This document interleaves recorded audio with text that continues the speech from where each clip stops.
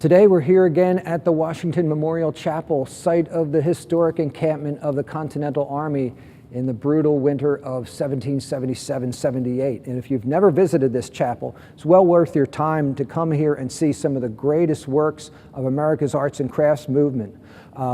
America's blacksmith, I call him, Samuel Yellen, did all these fabulous hinges on the doors, all the hardware, and especially the gates. And this incredible choir stall, the likes of which I've never seen anywhere in Europe, were all carved by Edward Mayne out of oak.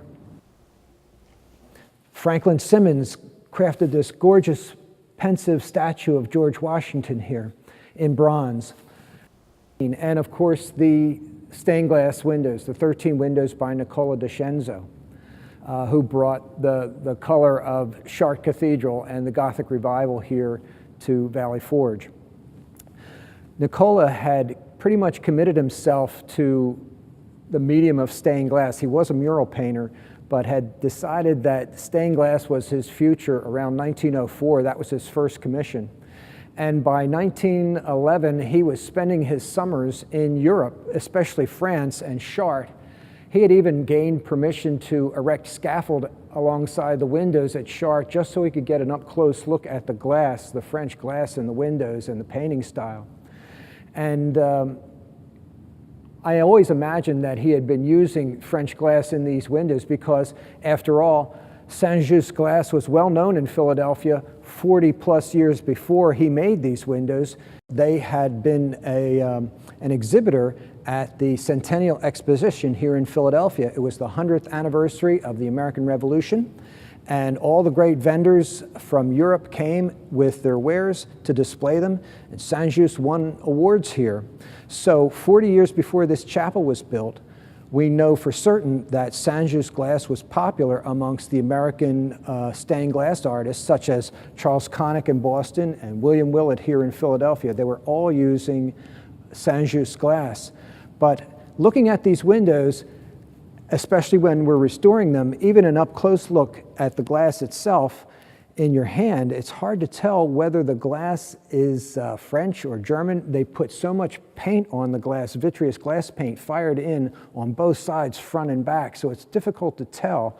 I still had an inkling that it was French glass, but the best way to tell was to ask my good friend Simon Ballat, who visited our studio in Philadelphia while we were restoring the last window we did here. Have a look.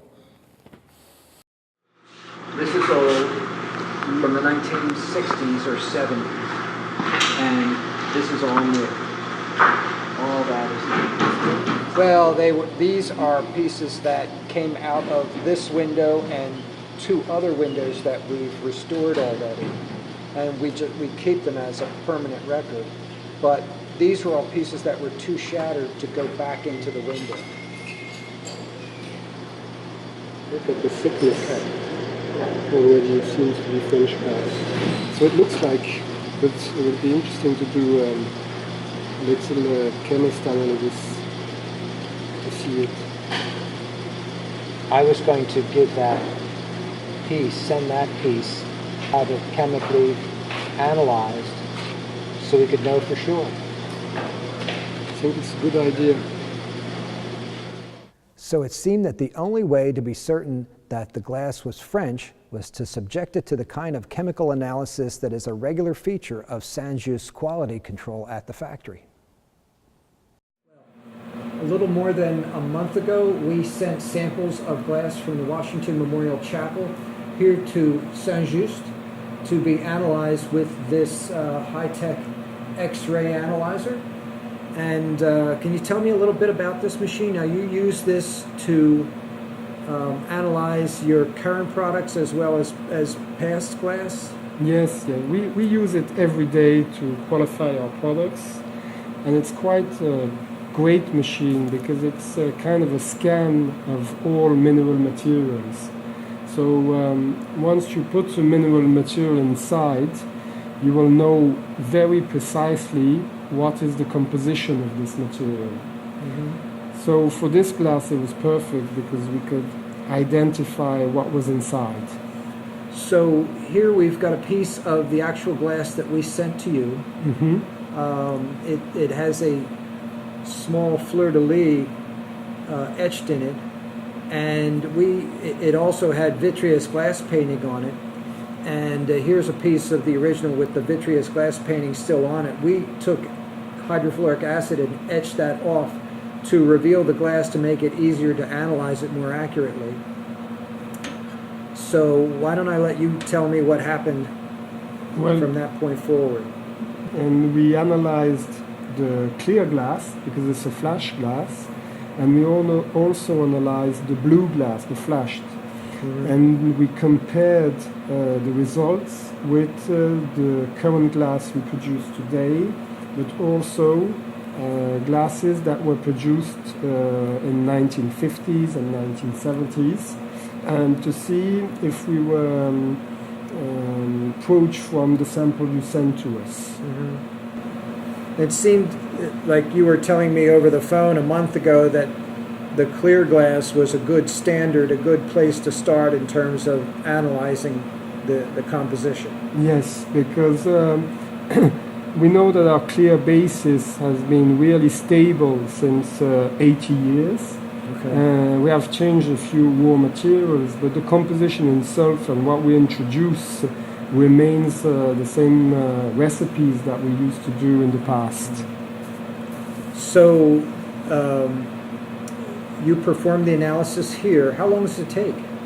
It's quite rapid, in fact. It takes 1 to 2 hours to analyze the glass, but afterwards everything remains in the preparation of putting the glass at the right place, having a good surface to be able to be more accurate in the analysis. Okay, so, and the results are in. So here we have the data from the analysis. And I see Washington Memorial Chapel here, and then you've also analyzed glass from 1959, 1969, and this is from 2010. So you've analyzed four different periods of glass, including our glass from the 1920s from the Washington Memorial Chapel. Exactly. And this was the clear glass, and this is the blue glass analyzed as well. Okay, so the results essentially are that this glass is pretty much the same composition as it has been all the way along? Yes, it was a nice surprise, in fact. We can see that on the principal elements, we really find the type of analysis we have ourselves on our own glass. There's slight differences on the additional elements, but that can come from the raw materials we were using at the specific date or from the pot itself.